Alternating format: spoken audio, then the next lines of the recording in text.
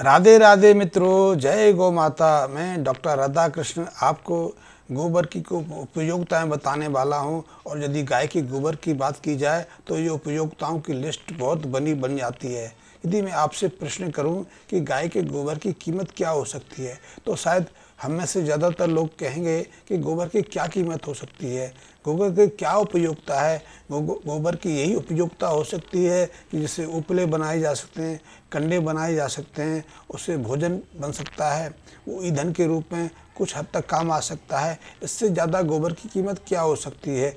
ज़्यादा से ज़्यादा गोबर से फिर खाद बना सकते हैं, और खाद से ज़्यादा इसकी क्या उपयोगिता हो सकती है। लेकिन यदि आप गोबर की उपयोगिता, गोबर किस काम आ रहा है, इसकी लिस्ट समझ जानेंगे तो आपको बहुत आश्चर्य होगा।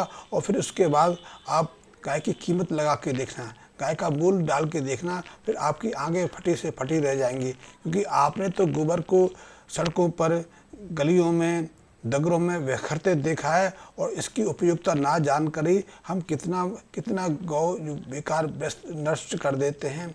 उसकी को उपयोगिता को समझ ही नहीं पाते, इसलिए व्यर्थ चला जाता है। लेकिन गाय गोबर तो बहुत महत्वपूर्ण है। दरअसल गोबर के दो भाग रहते हैं। एक भाग इसका तल रूप में रहता है, और तल रूप का जो अनुपात है वो 87 से करीब 90% के आसपास रहता है।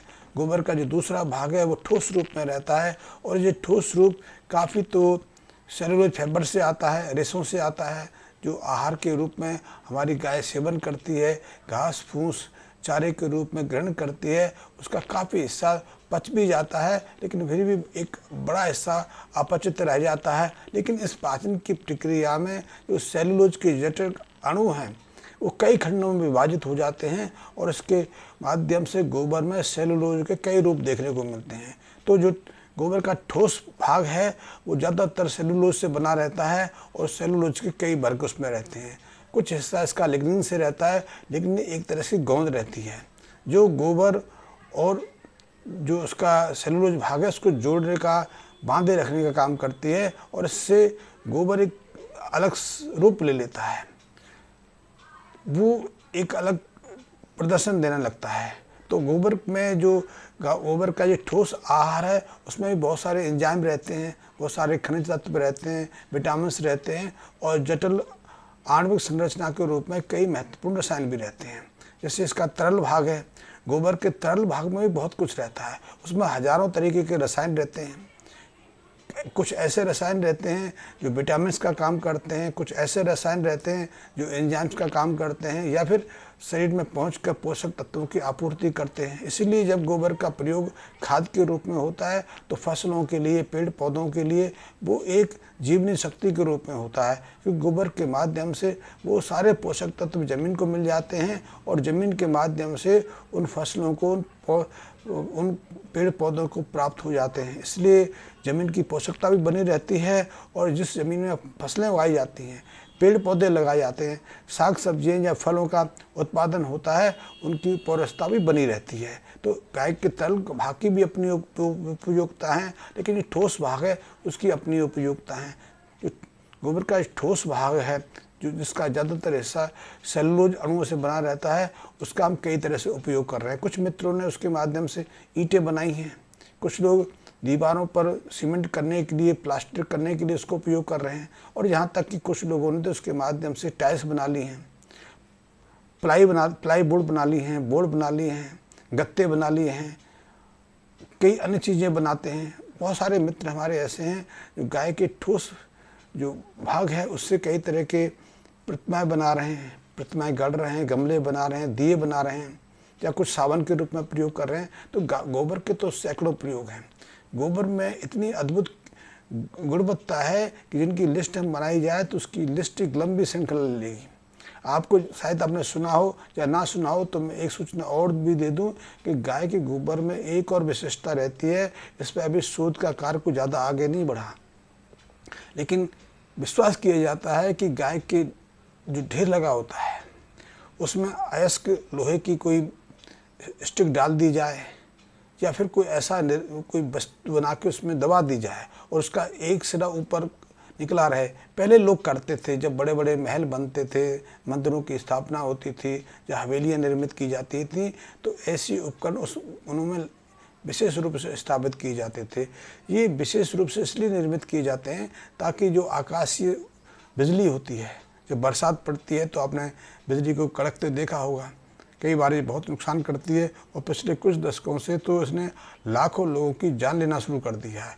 पहले इतनी जानें आकाशीय बिजली के कारण नहीं होती थी, अब तो लाखों मनुष्य मर जाते हैं, लाखों पशु पक्षी इसके चपेट में आ जाते हैं। अब तो ये भय पैदा करने लगी है। लेकिन पुराने ज़माने में कुछ लोग इसको जानते थे कि गाय के गोबर में उस आकाशीय बिजली की ऊर्जा को अपने में संग्रहित करने की क्षमता रहती है, और उसका कुछ ऐसा प्रयोग बनता है कि यदि उसमें अयस्क लोहे की धातु दबा दी जाए और उस धातु उस क्षेत्र के उस क्षेत्र में पड़ जाए जहाँ आकाशीय बिजली कड़कती है, गिरती है, तो वो उस पूरी ऊर्जा को स्वयं सोख लेती है और सोख कर उस विद्युत को अपने अंदर केंद्रित कर लेती है।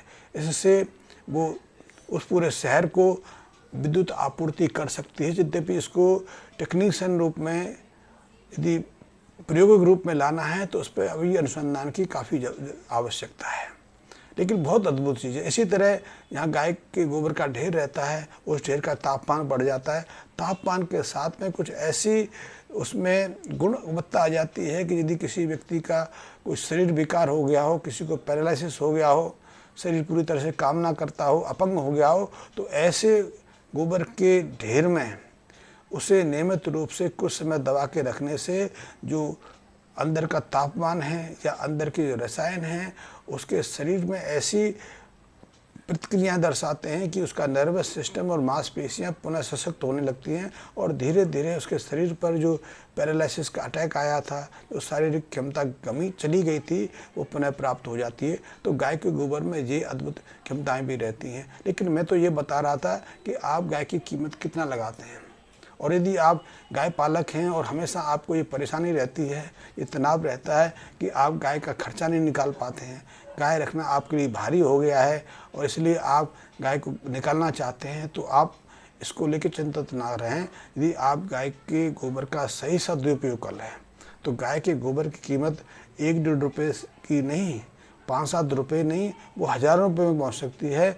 और गाय के 1 किलो गोबर की कीमत 1,500 से लेकर कुछ और 1000 तक पहुंच सकती है। ऊपर की तो मैं सीमा इसलिए नहीं बताना कि आप उसके बारे में जानते हैं, लेकिन यदि जान लें और उसको अलग अलग करना आप समझ जाएं तो निश्चित रूप से आप अपने गाय के गोबर को 2-2.5 हज़ार रुपये प्रति केजी के हिसाब से बेच सकते हैं। कि जो चीज़ें गाय के गोबर से आप अलग करेंगे, प्राप्त करेंगे, उनके बाज़ार में बहुत कीमत है।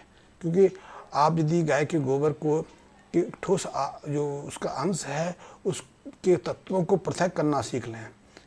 पृथक करना को ज़्यादा मुश्किल नहीं है, लेकिन यदि मुश्किल भी है तो ऐसा बहुत सारे विशेषज्ञ हैं, बहुत सारे ऐसे श्रमजीवी हैं। मैं श्रमजीवी कहता हूँ टेक्नीशियंस को, मैं श्रमजीवी कहता हूँ शिक्षा प्राप्त विशेषज्ञों को, क्योंकि वो अपनी विशेषज्ञता को दूसरों को देना चाहते हैं। लेकिन यदि आपके पास सामर्थ्य है, आपके पास गाय है, आपके पास स्थान है, तो ऐसे श्रमजीवियों की आप मदद ले सकते हैं। और यदि दोनों जुड़ जाएं तो दोनों की आर्थिक स्थिति सुदृढ़ हो सकती है और गाय को एक सबल आधार मिल सकता है।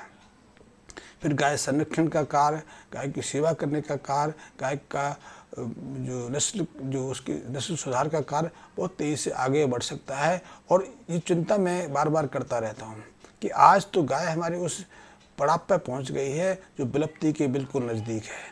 यदि हमने गाय की सही तरह से देखभाल नहीं की, उसकी सुरक्षा की व्यवस्था नहीं की, तो आने वाले कुछ दशकों में इस पृथ्वी से, मैं पूरी दुनिया की बात नहीं करता, मैं भारत भूमि की बात करता हूँ, तो भारत भूमि से गाय सदैव के लिए अदृश्य हो जाने वाली है, क्योंकि उस पर खतरा इस सीमा तक बढ़ गया है। तो ऐसे में किसी टेक्नीशियन की मदद से, किसी विशेषज्ञ की मदद से आप गाय के गोबर को के जो विशेष अंग हैं उनको पृथक करना शुरू कर सकते हैं, और गाय की प्रति जो किलोग्राम जो गोबर है उसको 1,500 से लेकर 3-3.5 हज़ार रुपये केजी तक आराम से बेच सकते हैं। क्योंकि गाय के ठोस जो अंश हैं उसमें बहुत मूल्यवान तत्व रहते हैं। उसमें पहला तो सेलुलोज रहता है। सेलुलोज जो जटिल कार्बोहाइड्रेट का रेशर सदस्य संरचना है जो पाचन के बाद बच जाती है, लेकिन पाचन से पहले की स्थिति में नहीं भी रहती। इसमें कई तरह के प्रोटीन जुड़े रहते हैं, लिपिड जुड़े रहते हैं, कुछ ऑर्गेनिक पदार्थ के साथ जुड़े रहते हैं, इनऑर्गेनिक पदार्थ जुड़े रहते हैं, तो ये विशिष्ट उपयोगी हो जाते हैं। इसलिए जब गोबर के ठोस अंश का आप विश्लेषण करते हैं तो उससे सबसे पहले तो जटिल कार्बोहाइड्रेट अलग होता है, फिर सरल कार्बोहाइड्रेट अलग होता है। तो पहले जटिल सेलुलोज अलग होता है, फिर साधारण सिंपल सेलुलोज अलग होता है, फिर हेमी सेलुलोज अलग होता है, फिर अल्फा नैनो सेलुलोज अलग हो जाता है, उसके बाद बीटा नैनो सेलुलोज अलग होता है। इसके एक पार्ट से, एक हिस्से से हमें लिग्निन नामक गोंद भी मिलता है। ये गोंद ही तो गोबर के जो सेलुलोज भाग को दूसरे पदार्थों से जोड़े रखता है और गोबर की आकृति देता है। तो यदि आप जो सेलुलोज के भाग हैं उनको अलग करना सीख लें तो आपको निश्चित रूप से 2-2.5 हज़ार रुपये केजी का उसी तत्व का मिल जाएगा। फिर और भी पदार्थ अलग होते हैं। अगर लिग्निन आप अलग करना सीख लें तो लिग्निन की कीमत आज 800 से 1200 रुपये केजी है, वो शुद्धता के ऊपर निर्भर करती है।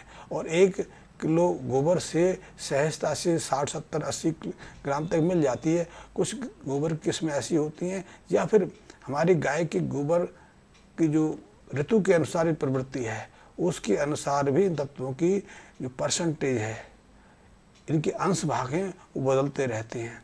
कुछ वर्ष के महीने ऐसे होते हैं जब से अल्फा सेलुलोज, नैनो सेलुलोज की या बीटा नैनो सेलुलोज की मात्रा बढ़ जाती है।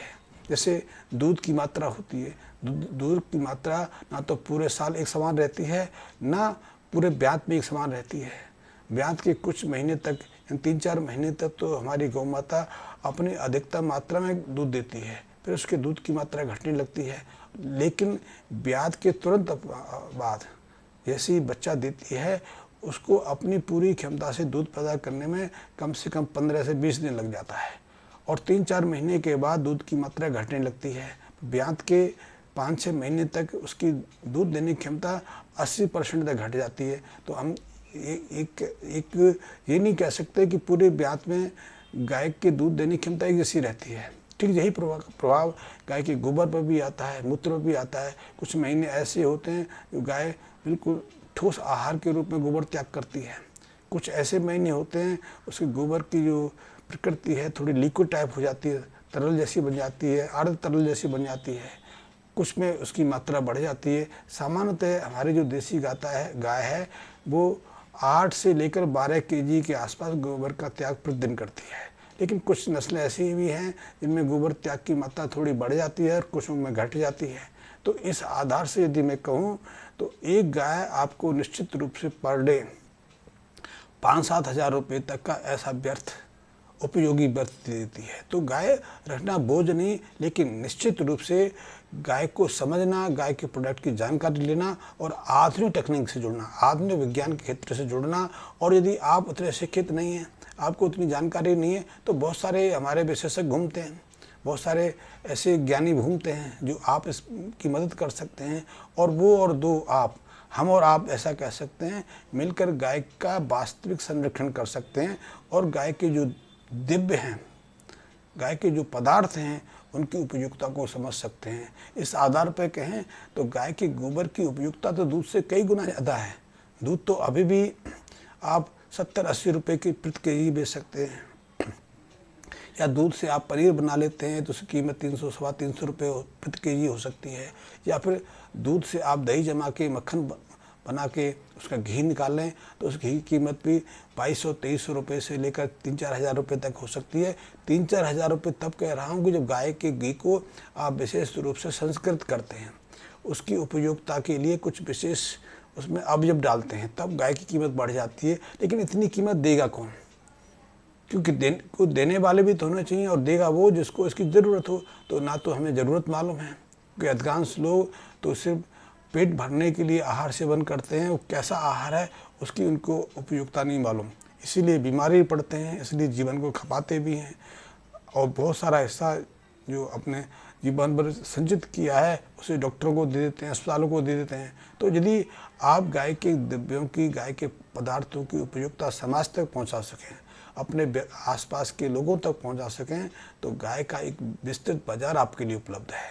तो दूध भी बेच सकते हैं, दूध तो एक अलग चीज़ होगी, दूध का स्वयं भी प्रयोग कर सकते हैं, लेकिन गाय के गोबर का प्रयोग, जो अभी तक हम सामान्य रूप से इतना जानते थे कि गाय के गोबर से कंडे बन सकते हैं, अब कंडे की ज़रूरत तो नहीं पड़ेगी क्योंकि आपके घर में गैस है।